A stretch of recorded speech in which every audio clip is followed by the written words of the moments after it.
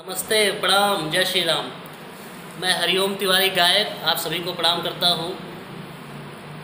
विधानसभा तरफगंज ग्राम सभा शीशों के प्रधान परम आदरणीय माननीय मेरे चाचा प्रधान श्री रामधोक मिश्रा जी के सम्मान में मैंने एक गीत गाया है। आप सब सुने, शेयर करें, ज़्यादा से ज़्यादा लाइक करें, कमेंट करें, मेरे चैनल को सब्सक्राइब करें और अपना प्यार आशीर्वाद मुझ पर और हमारे चाचा जी प्रधान जी रामधोक मिश्रा जी के ऊपर बनाए रखें।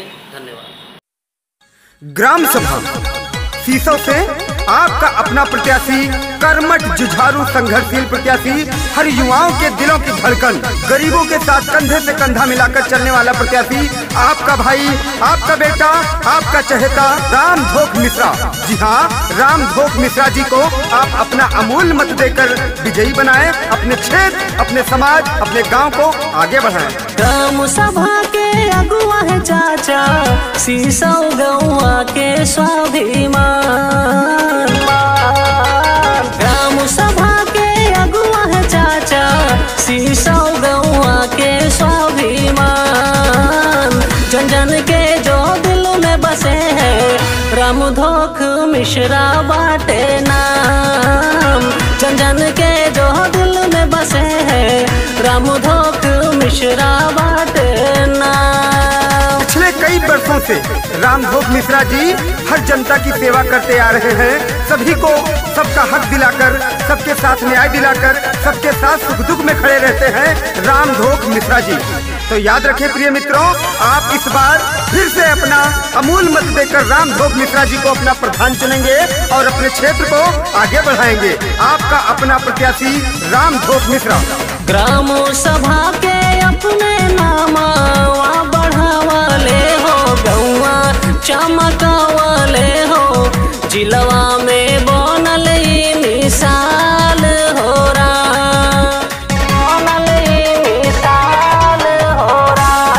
रहे बहिन सब भाई, आस पाके हो भाई, आस पाके हो, खुशहाई माई पाके लाल हो राम, खुशहाई माई पाके लाल हो राम। खुशहावे दादायो दादी, बातें करे जावा जुड़ान। जन जन के जो दिल में बसे हैं, रामधोक मिश्रा बाटे नाम। जन जन के जो दिल में बसे हैं, रामधोक मिश्रा बाटे नाम। सुना है आज समंदर को बड़ा गुमान आया है, सुना है आज समंदर को बड़ा गुमान आया है। उधर ही ले चलो कश्ती जिधर तूफान आया है। और जिधर भी जाते हैं हमारे मिश्रा जी, सभी लोग कहते हैं एक अच्छा इंसान आया है, इंसान आया है। पाल में करावे चाचा जन ताके कमावा हो, करे नाया रामावा हो, करे हर समस्या के निदान हो राम।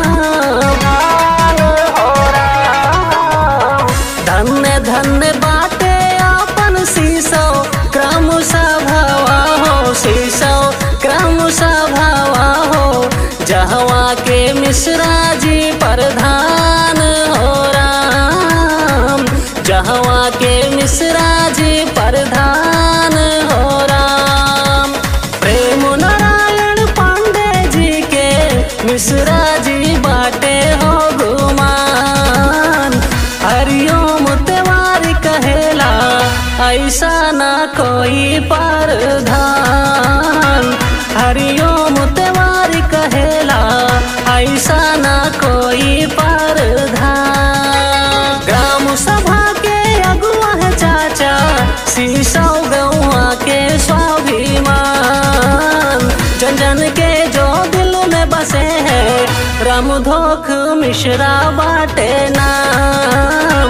जन जन के जो दिल में बसे हैं, रामधोक मिश्रा बाटे